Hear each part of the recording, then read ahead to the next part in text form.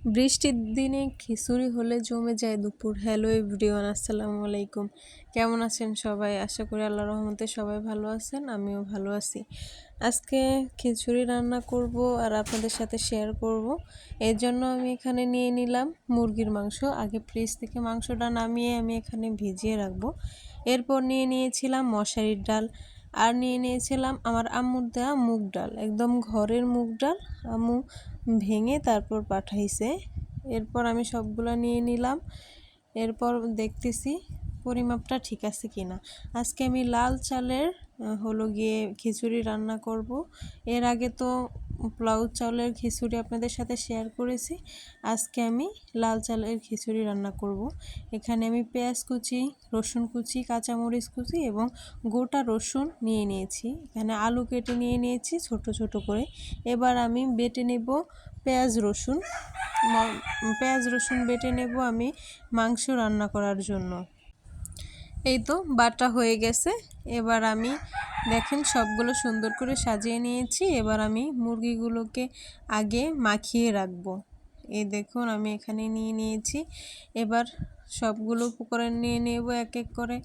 এখানে সব কিছু দেওয়া আছে।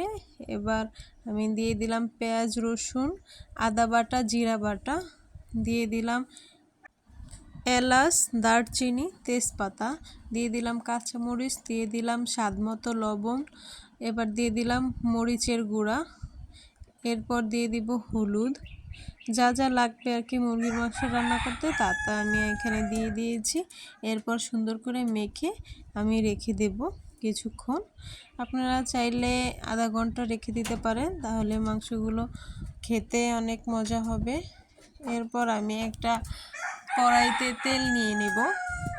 তেলের ভিতরে ভালো করে মাংসগুলো ভাজবেন আগে।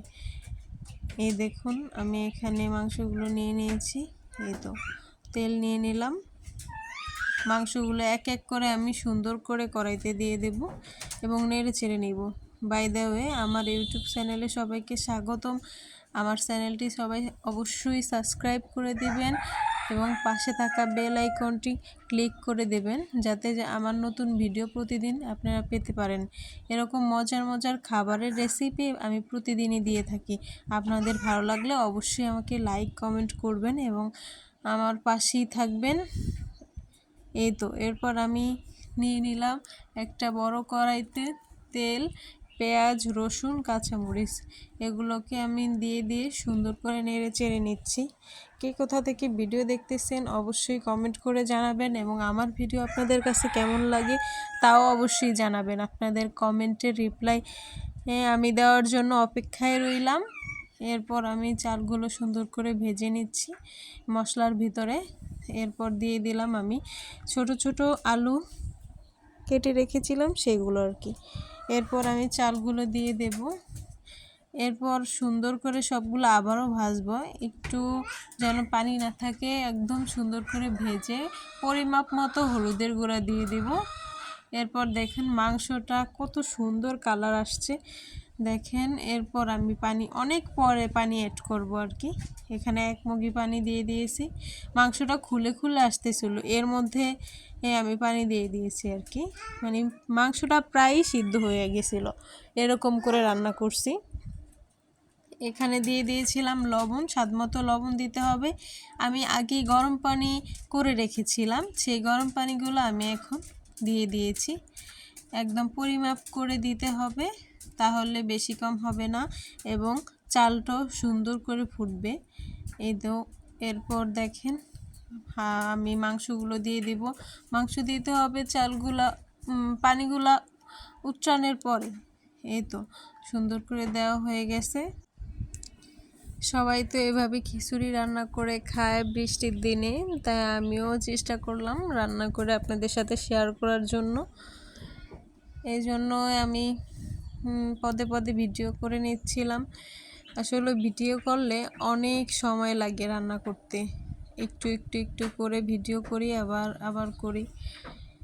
এরপর আমি দেখেন হয়ে গেছিল একদম প্রায়, একদম সুন্দর করে আমি প্লেটে বেড়ে নিচ্ছি আমাদের জন্য। দেখেন তো কত সুন্দর কালারটা আসছে। এই যে মরিচটা নিয়েছিলাম দেখেন, সেই মরিচটা এই তো আমি বাটতেছি আমাদের জন্য।